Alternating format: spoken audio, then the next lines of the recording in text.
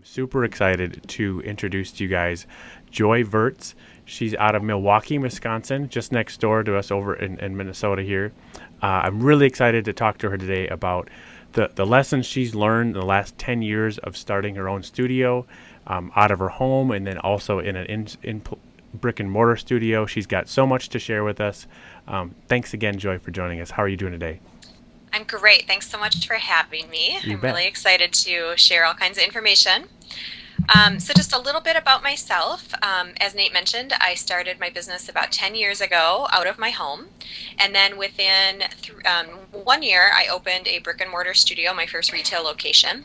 And then a couple of years after that, we opened a second location. So that's about 45 minutes away. So we have two studios on either end of Milwaukee. Nice. The kind of unique perspective that we have is that they're still very high-end boutique studios, but we're also somewhat high volume. So I have the unique experience of being able to operate a smaller high-end studio as well as a more, larger retail location as well. Mm-hmm. So we have 10 employees, and we kind of bounce between the two studios and make our clients really happy. That's just awesome to hear. I love hearing stories like that of just when did you know you wanted to make the leap and do photography as a profession and kind of start a studio? Well, my degree's in art, and it's always been an interest of mine. And back 10 years ago, there really wasn't this kind of looser, more illustrative type portrait work available. Mm-hmm. So, we were one of the first studios in the area that offered that, more lifestyle type portrait. Mm-hmm. So, it just kind of grew from there. And, and I knew early on that we really wanted to be customer focused and really work on amazing customer service and give our clients a really great experience. Right. So we wanted to, even though we have lots of sessions, we do between 700 and 800 sessions a year, we want each client that comes here to make sure that they feel like they're our only client. Right. That's a daunting challenge. It's a lot easier to say than do, as they say. Like that's a really daunting challenge to keep your customer service at that level. And I think that speaks to the number of employees you have. In order to deliver that kind of service, you definitely need to have that personal touch. Yeah, and it's totally a team effort, and I've been very blessed with having an amazing staff. Yep. They've all been with me for many years. Yep. 7 or 8 years, some of them.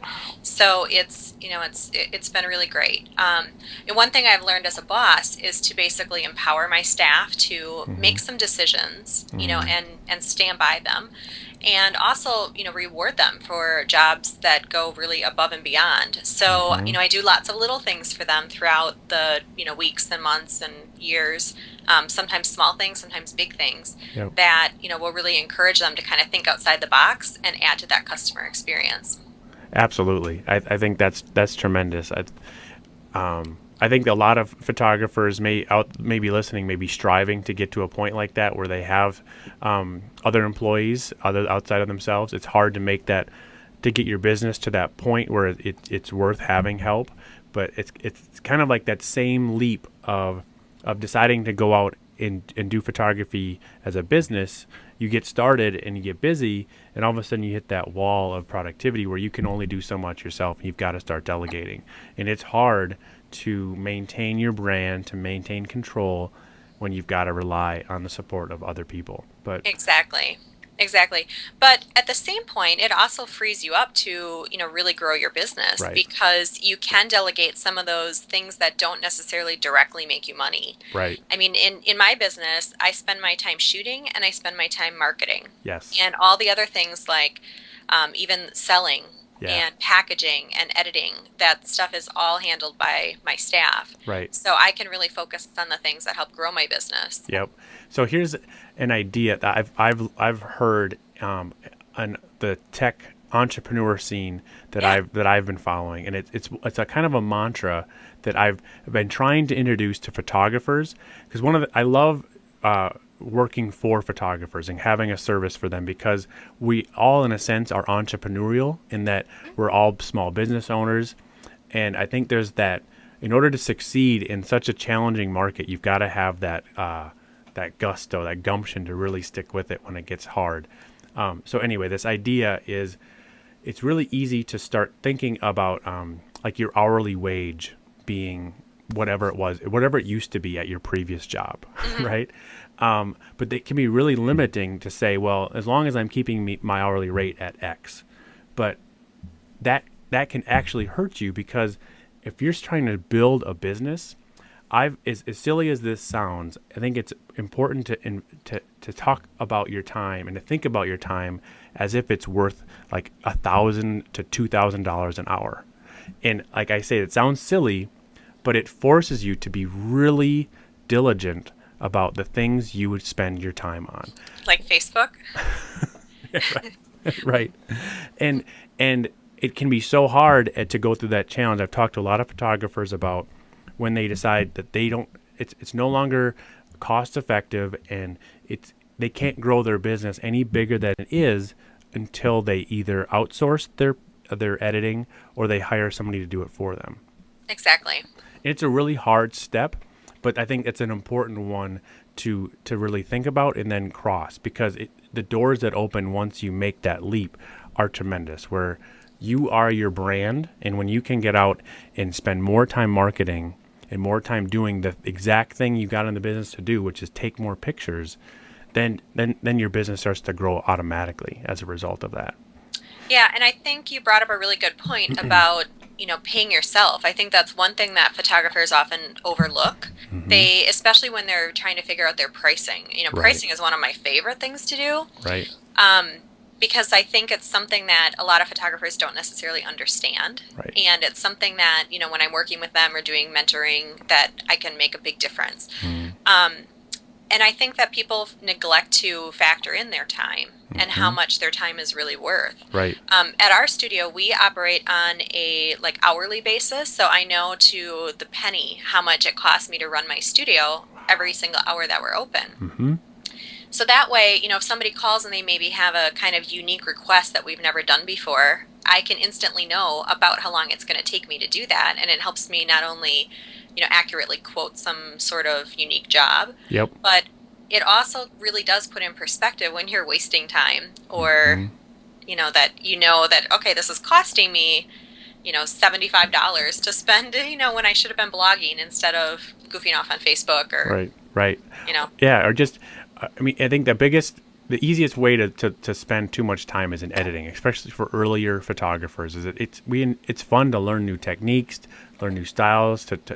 You can spend so much time in Facebook, but then on Facebook, yes, but in Photoshop, just editing and tweaking and changing. Right. That there's a huge law of diminishing returns there, where if you're spending that many hours on your edits, you can't keep that going, and that doesn't scale into building out your business. So what I love talking to people about most, all of these things are exciting, but most is marketing, because Sure. I think that's the one thing people say that you can't really outsource. You can't have somebody else do your marketing. It's just, you need to be your own brand, and you need to be in charge of what's going out there. So over the years, what's been your mantra, your main approach to getting essentially getting clients in the door and getting your brand in your market? Well, I think the very first thing that we really tried to nail down was our target market. And I think that's really important, because we're not the best fit for every type of, client out there.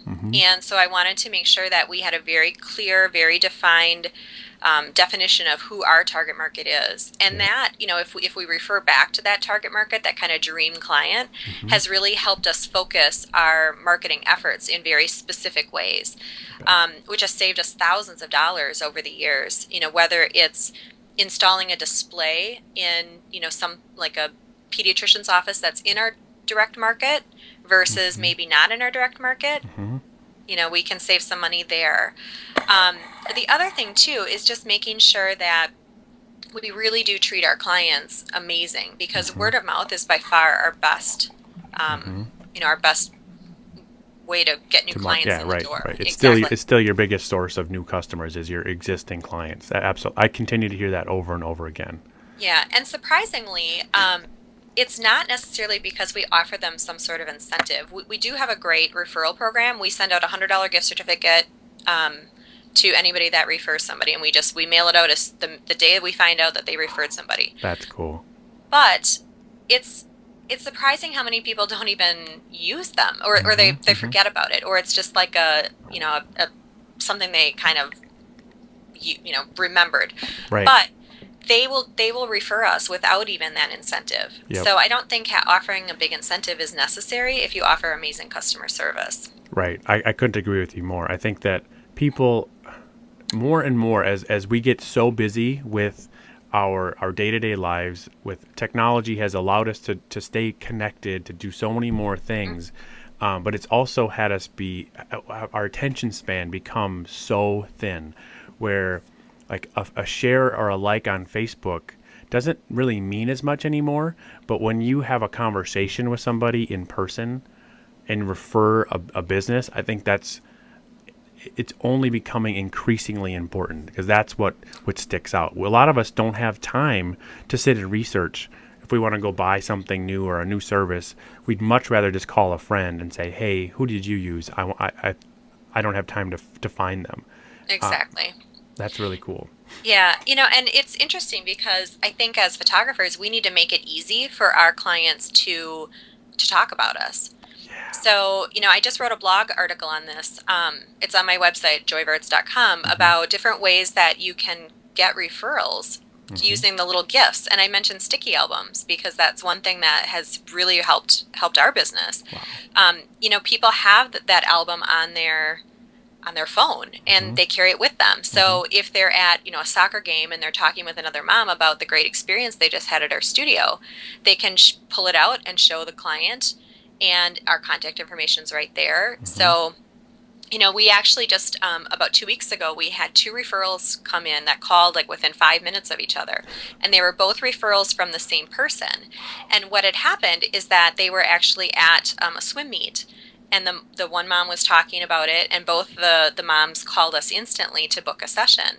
That's so And cool. if we wouldn't have had that information right there handy, they maybe would have went home, tried to think about it, and probably forgotten. Right. So we made it easy for them to take action immediately. Wow. That's really cool to hear. I love hearing stories like that. I found that when I founded the company, it was about enabling those moments. I think we've built in like the easy to share, the email, Facebook, all of that. Those things are important, but it's those moments where we're in person with each other, where the mom, the senior, whoever it is, they can literally give their phone or give their iPad to a group of their friends at an event like that. And while everybody's looking through and oohing eyeing on the images, then your client, what are they doing? Well, they're sitting there raving about you. They're Exactly. like, oh, it was so nice going into the studio. It was so well organized. I didn't know what we were gonna wear, but they had all these great ideas for us how to help with our makeup and all these. Like, I was uncomfortable in front of the camera, but she made me feel so comfortable. All of these things that you can't put on your website, you can't put anywhere, but when your clients are talking about it, it's invaluable to your business. It is, exactly. Awesome. Well, that's really cool to hear. So tell me, while we're on sticky albums, what are some of the what are some of the ways you're using it? Are you giving it away at the end? How have you worked it into your workflow? Well, we've used it a couple different ways. One of the things we do, and we kind of use it as a bonus item to encourage higher sales. And so we have, like, at our studio, we have a bonus basket. And the bigger their sale is, the more items they get to pick out of the basket. Oh, cool. So we used to have where they would have specific items, at $1,000 they would get X, and at $1,500 they would get Y. But we were finding that people might not necessarily be motivated by the item that we had selected at that level. So now we just have a basket. And, in it is all different kinds of things, Facebook timelines, the sticky albums, accordion albums, things like that. And they just will pick what they want. But we actually will gift it to our clients when they, hit a certain sales, our happy place sales item, their sales amount. And then the other way that we're using it is we are giving it to all of our senior reps. so that they can, go and share, because they all have mobile phones. Right. And if they don't have, an iPhone, they have an iPad or an Mm-hmm. iPod. So there's, they're so connected. So Right. Right. it's really, really been helpful. That's awesome to hear. Yeah, I've heard it's I when I started Sticky Elms, I was doing high school senior photography, and I needed a way to kind of revamp my model program. So I love hearing how it being used that way, but then I love also hearing all the new creative ways people are using it. It's pretty neat. One of the cool tricks, I was at the Sync conference in Florida a couple weeks Sure. ago, and one of the cool ideas I learned about is how many reps? Let me ask this first. How many reps do you usually take on in a given year? Last year I think we did about 40, and Okay. this year we're going to do hopefully around the same amount. Okay. We usually max out 50 to 60. It would be the Yep. most we would accept. That makes sense. Do you use your existing reps to help you recruit other reps, or what's the process for recruiting reps? We do. Okay. They are incented to get not only models, Hmm. other reps for us, but also just regular, paying Right. seniors. Right. Right. So Do you have like an online application to become a rep? we do. And Yep. then we have an interview process. Hmm. So, we don't exclude anybody if they're interested and excited and motivated. Hmm. So we're not necessarily interviewing them based on, appearance. We want just to know that they're excited about the program. Right. Right. And just to explain, the rules and Yep. things. And I'm based on our conversation already. I can assume I know that you've built it in a way that your model program is very profitable also, It where is. you're not giving away the house just to be a rep. No, they actually they get specific packages that are Hmm. half off, Hmm. but they're coming in early. And the best thing is that, like for us, now, I mean, you too, because you're in Minnesota, it's cold out, so Hmm. nobody shoots right now. I mean, Right. it's kind of slow. Yeah. So our models though are starting to come in now, and that's, it's a good chunk of income in a slow period. That's smart. And we actually use our sticky album as the the little, incentive bonus Hmm. for them to sign up the night they come in for their initial interview. Nice. So if they, pick their dates and put their deposit down that day, then they get their sticky album, and they also get another, like a little portrait. It's like a little tiny portrait. So it's kind of something for the kids and something for the mom. Nice. That's really smart. So, a couple things. I don't want to forget this. I'm going to come back to email marketing in a Sure. second, but let me say, so the idea that I saw a couple photographers doing at Sync was, we have a feature where you can add a custom link to the bottom of the sticky album, where Okay. any you make your own JPEG button, and that can link to anything, to any other website, to a Facebook, to a form, like an online web form. And so Ty Fisher was the guy who showed me this, where he would make a kind of master sticky album or rep guide, and so it would be like a combination of a handful of the reps pictures all into one app, with a couple slides that are even about his business and about the brand, and some other informative pieces. And then at the bottom it says, tap here to apply to be a spokesmodel.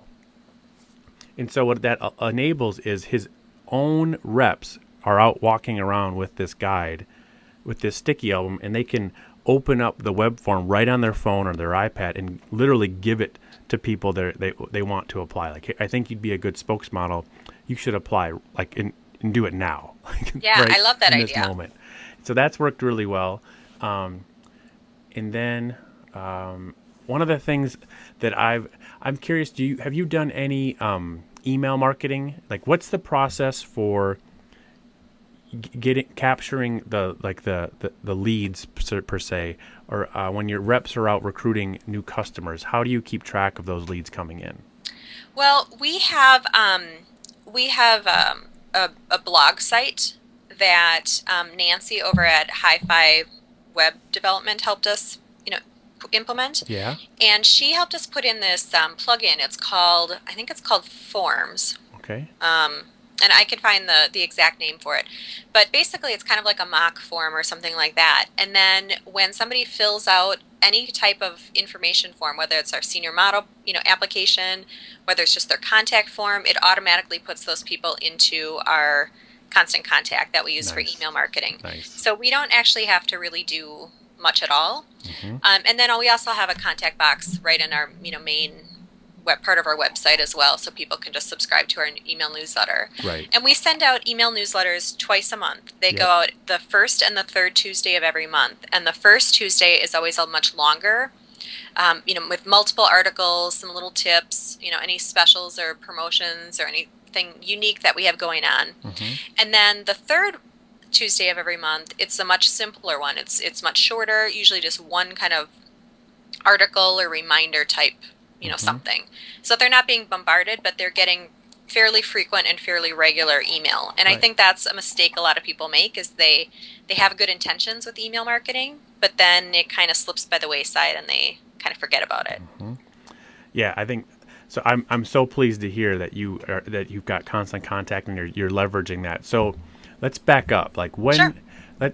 I love pulling out like the details of making that leap. And a lot of people, I think, who are new to it don't think that they have a list that's big enough to warrant the energy in building out an email marketing campaign.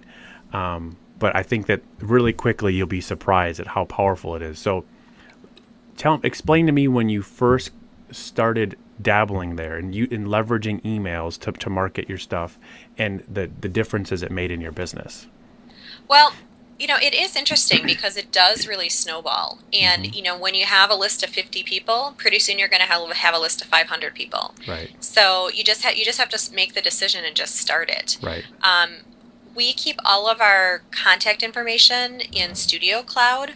Okay. And we used to use Photo One, but when we started the second studio, we needed something that was cloud-based. So Studio Cloud has, really helped our business. Mm-hmm. And so they make it super easy for us just to export our clients. We import them into Constant Contact once a month, Mm-hmm. and then, we can go from there. So basically, anytime somebody either inquires at the studio via phone, via email, on our website, we collect their information and put it into Studio Cloud that we then export into Right. Constant Contact. Right. And it's amazing how many people, even if you just start with your list of friends and family, Mm-hmm.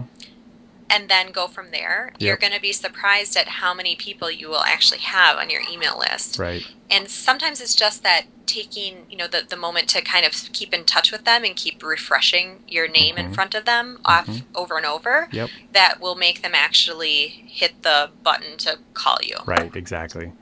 I think that so many people's websites are geared towards like whether if you're selling a product, it's like buy this thing now or book a session now. It's too forward. Like people aren't ready to buy from you the second they meet you. There's a handful of times that happens and that's great, but most people will check you out for the first time and go, okay, that's cool. Maybe I'll come back later. But if there's no place to enter in their email, then they're going to forget about it. Whereas if they're like, yeah, this is cool, I want to learn more, I'll subscribe to their newsletter. It lets the analogy I like to use is it lets you date your clients before you marry them, or Exactly. or vice versa. So it's so important where you can kind of gradually. You're not even. It doesn't have to be as forward as like book a session, or each newsletter doesn't have to be about buy now or book this. It's just talking about your brand or the 5 tips to shopping for like a high school senior portrait, or what to wear, how to prepare. All of this stuff is valuable for them to read, and they'll open it and check it out, and you start to reinforce your brand, and it's like you said, it starts to snowball once you get started. Yeah, and we also try to not make it always about us. We will oftentimes feature, community events, Yep. Things that are going on in the area. Yep. And what has happened with that is people will actually start contacting us, and they'll be like, oh, we have this great benefit coming up, or, there's this great thing through the Humane Society. So it's really broadened our horizons. And once you start sending out information that is beyond just what you do, obviously you're going to sprinkle your own little message in there, Mm-hmm. but you now have, the whole animal lover community. If you're doing something about the Humane Society, that might forward it on, or Right. that will, be talking about you. Right. So, doing things that are just beyond what you do is really important too. So I think it's more important. I think it's like the general rule of marketing. It's better to have other people talk about your work, and you just do the same. You talk about other things that are going on, and offer whatever insight or value you have in the community. Just to share that is so much more valuable than just talking about yourself. People, they don't want to listen to that as much. Well, yeah, and I think that it just shows that you're more of a giver than a, seller. And Right. people just naturally buy from people that they like. So Yep. Have you done any direct mail marketing? we have. We pretty much do it mostly just for our seniors, because we find that, although we've kind of dabbled in a few baby mailings and things like that, we find that the lists aren't necessarily as accurate. But for our high school seniors, we can actually call our schools and, get the lists. And sometimes there's some rules that you have to jump through to, actually get those, as Yep. far as, might need to send a letter on your letterhead and things like that. But those lists are very accurate. And we generally will do a 3-part mailing. We always do kind of a unique sized postcard, for at least for our first one. Usually something oversized, something very graphic, something very simple, so that the message is very clear. We almost always do postcards versus something that's folded, or something in an envelope where they would actually have to open it. Right. Because we find that those are the things that are just thrown away. Right. So we want them to be able to see the message without having to take any action. Yep. So we keep it simple. Oh, that's really good advice. Yeah. So the key takeaways are, yes, do it when you can get accurate lists, because it's an Yep. investment to send out a nice postcard, right? It is. Yep. We spend Yep. several $1,000s Yeah. each series. So, Yep. That's $10,000 a season Right. that we would spend just, marketing to our immediate, Yep. Milwaukee area Yeah. seniors. And then when you do, I think that's probably the most common mistake I see made is you try to communicate too much at once. Where, Exactly. like, what's your main key point you want to communicate with this touch? And you can say more later, or have them take action and go subscribe to your email list. But if you start telling them everything in the kitchen sink, it's all, they're not going to hear any of what you said. Right. Yeah. Yep. We keep it simple, a few sentences, if that, big action keywords, and lots of big graphic pictures. That's So cool. we want them to be wowed, and then we want them to either visit our website or call us, because we can give them a lot more information there. Right. And when they're visiting us or calling us, they're already interested. Yeah. So it's like that pre-qualification Yep. point. That's really helpful. Cool. Let's see. What are there any? What questions am I not asking you? Is there anything else you really recommend to somebody who's in the earlier stages of their business, for like grassroots marketing, things that have done well for you? That's a really great question. I think that the best advice I could give somebody for early on in their business is to stay flexible and try lots of things, because what works for one person might not necessarily work for you.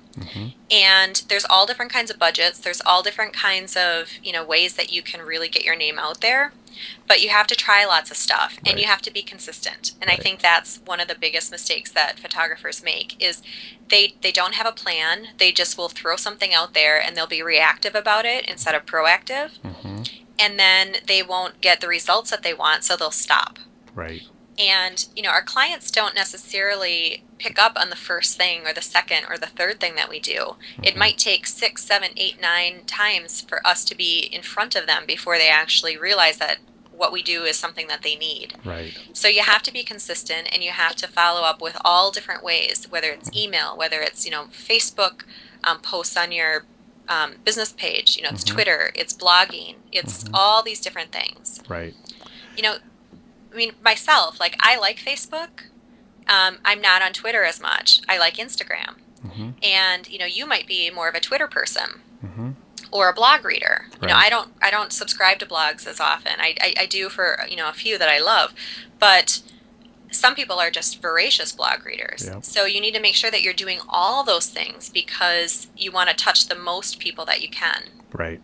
Right. And it seems overwhelming. It does. I think it comes back to like a key lesson in communication. Like in my college courses about communication, you want to use the medium or the mode of delivering your message in the way that your audience wants to receive it. Yes. And that's what makes it so difficult. Is there's so many different ways to do it. Yes. But like the simplest example is, I love getting my grandma pictures of my kids. I can get, by posting the pictures of my kids on Facebook, I get 95% of the people that I want to see their pictures. But exactly. Grandma's not going to see those pictures because she's not on Facebook. And so I use this app like Red Stamp, which lets me grab that picture that I just posted to Instagram and automatically mail that picture to my grandma and to the different grandparents. And they just eat it up because it still comes in the mail. Yep. And they get to hang it on the fridge. And it's such a simple explanation, but that's how your audience is. There's going to be each chunk of your target market is going to prefer to receive communication or messaging in their preferred channel. And while it can take a lot of work, it takes consistency, like you say, to follow through with it. And there's some tools that you can use. You know, if everything is set up correctly, it really is a lot simpler than people think. Right. I think people just sometimes are overwhelmed with the whole setup. Yeah. I use a tool called Sendable. It's sendable.com. And it basically lets you put in all your social networks right in there. And so when you go in, you can just kind of click which social networks you want to get that particular item, whether it's Google+, Facebook, your Facebook profile page, your personal page, your Twitter, you know, all these things. And then you can put in your message. You can even blog right from there. Yeah. And then you can schedule it, which is even better. Because if I want to go, let's say I'm not going to be out or I'm not going to be in the studio for 2 or 3 days. Yep.